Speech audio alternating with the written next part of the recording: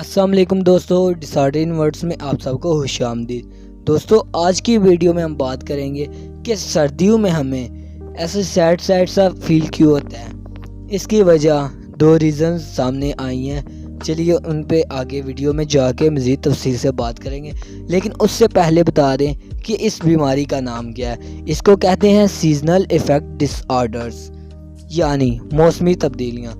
जब गर्मियों में रोशनी की मिकदार ज़्यादा होती है, जबकि सर्दियों में रोशनी ज़मीन पर गर्मियों की निस्बत बानिस्बत कम पहुंचती है, जिसकी वजह से हमारे जिस्म में एक हार्मोन की मिकदार में कमी हो जाती है, जिसे मेलाटोनिन नामी हार्मोन है, जिसकी वजह से हमें ऐसी उदासी सी फील होती है। अब इस मेलाटोनिन नामी हार्मोन के बारे में बात करते हैं। ये हार्मोन बेसिकली हमारी दुख, सैडनेस वगैरह से ताल्लुक़ रखता है।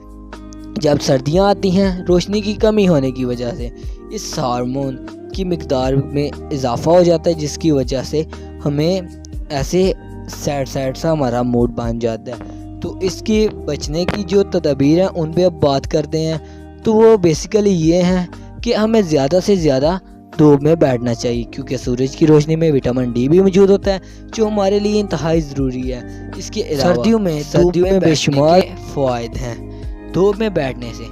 एक तो हमारा जिस्म को हीट अप मिलती है और हमारा जिस्म सही तरीके से काम करता है। इसके अलावा कुछ दोस्त ये कहते हैं कि सर्दियों में एक्सरसाइज करना तकरीबन 15 मिनट गर्मियों के 1 घंटे के बराबर होता है। तो ये बात बिल्कुल दुरुस्त है। पिछले ही कुछ दिनों में माहिरीन ने इसके बारे में तहकीक की है और ये बात सामने आई है।